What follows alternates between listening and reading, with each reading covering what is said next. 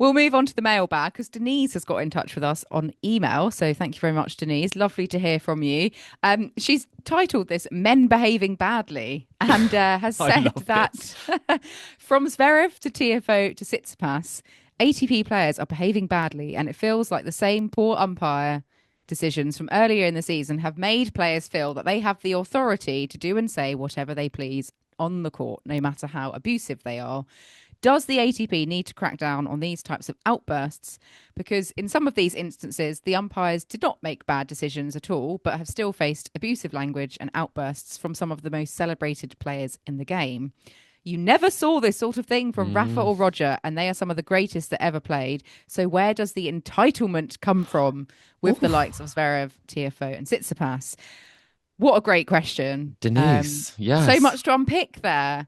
I think Yeah. entitlement is such a good starting point because I do think some of these outbursts, for me, is Mm. showing this entitlement that they feel they can act however they want and get away with it, Mm. which should not be the case. You really don't like this sort of thing, and we don't stand for it. But I think, Kim, you've always been consistent. It's just no place for it, right?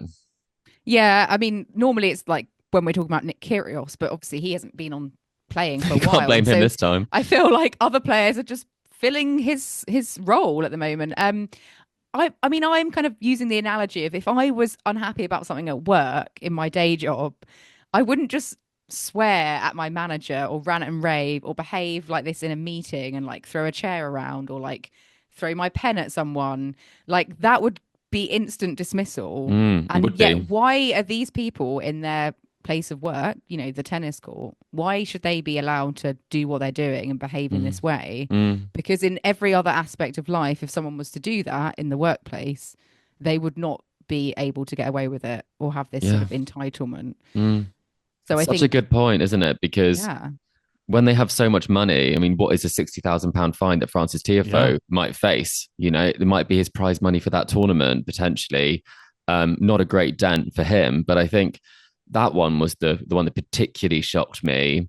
I think he's effing and some blinding at the really umpire, he was just going literally for it. swearing at the umpire repeatedly, and he really didn't have a leg to stand on there in the sense that Mm.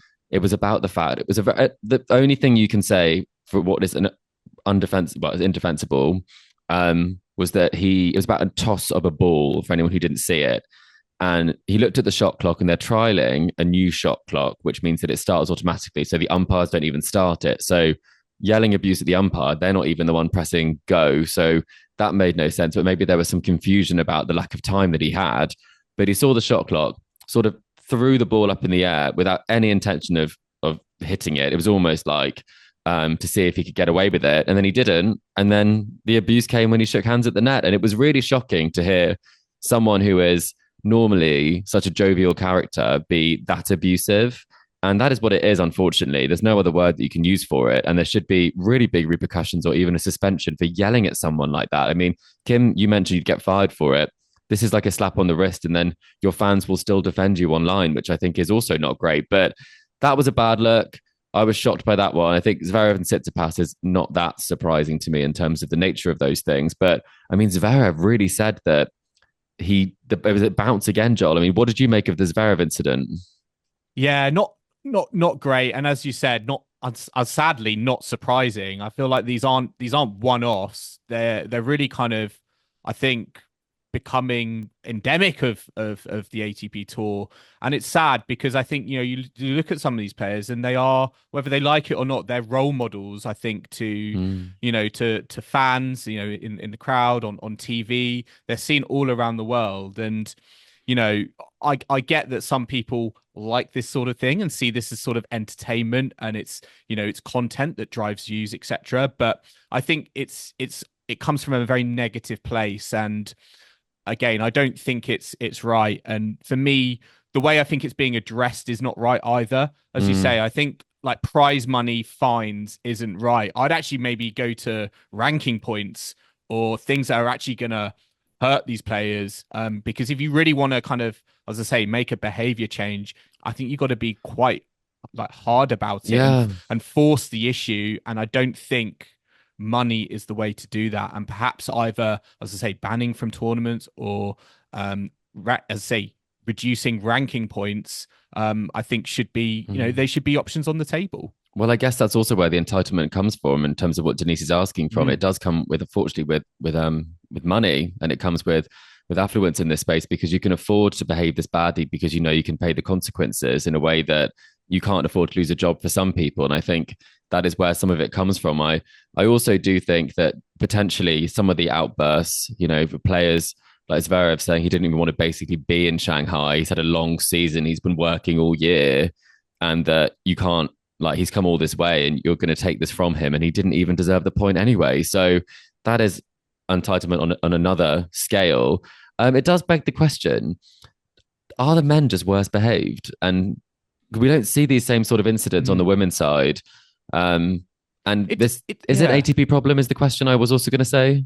It's funny because, it's not, we've seen outbursts like this, this is part and parcel of tennis. But I do think the era we're in at the moment, as I say, one of its defining traits is the anger. I'm like, are we in the anger era? Because it's not just one or a couple of players. We're seeing this from quite a few players. And I don't know whether it's, it might be to do with the pressures that they're under, and it's the way that they like to express things. We obviously might not like it, but it's the way that they maybe deal with it. And it maybe they see it as a good way of getting it out their system. But I think from the outside, it doesn't reflect well on the product. And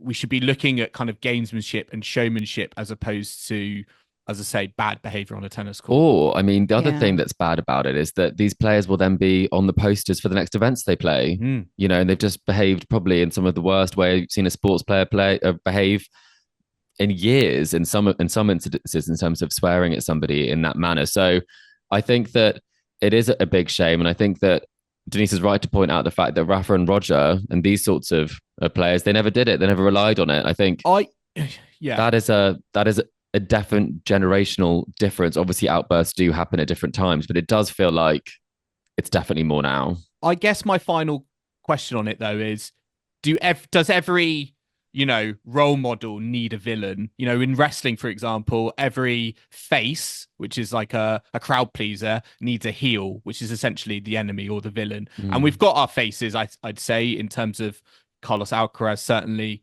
Yannick Sinner. I know there's going to be people talking about the doping question suspension. Marks there, question mark, yes, but a hero? What? No, maybe not hero, but that's a question for next week. Do you feel like it's actually quite a nice balance in a weird sort of way to actually have these types of hot-headed characters on the tour, to sort of keep it interesting and have that contrast there?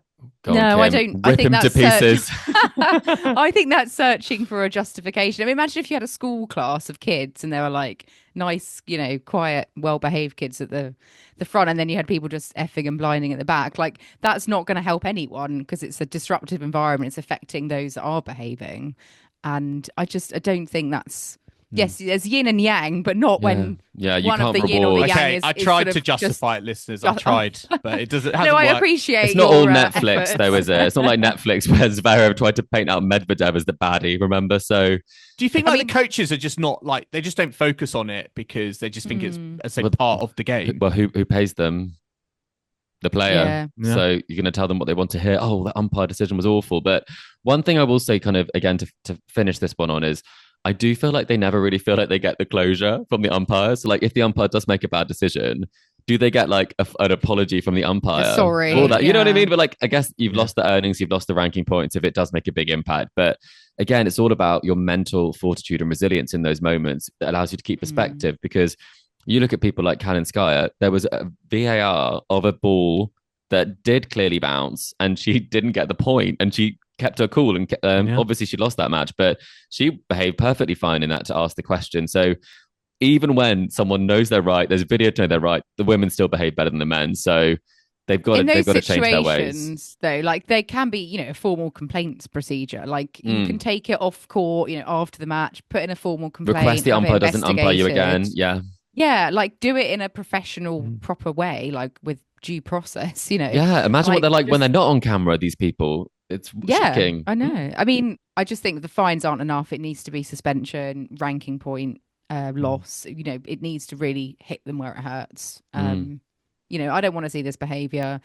I can understand how frustrating it must you must get. You want to lash out, but that's just, you know, public platform. Smash a We're racket if supposed you to be need role to. models. Yeah. It's not. Yeah, that's that. I mean, I don't even like that. No, neither so- do I. But don't Well, smash it on yourself like Rublev. Yeah. Well, I mean, Yeah. Kim, we're going to move on to it right now. But do you think like the more technology becomes part of tennis, it's actually harder to maybe like it will lead to less of these angry outbursts because it's a lot harder in theory to swear to at VAR. debate. Well, yeah, well, they might to argue with the debate with robot now. technology. Yeah.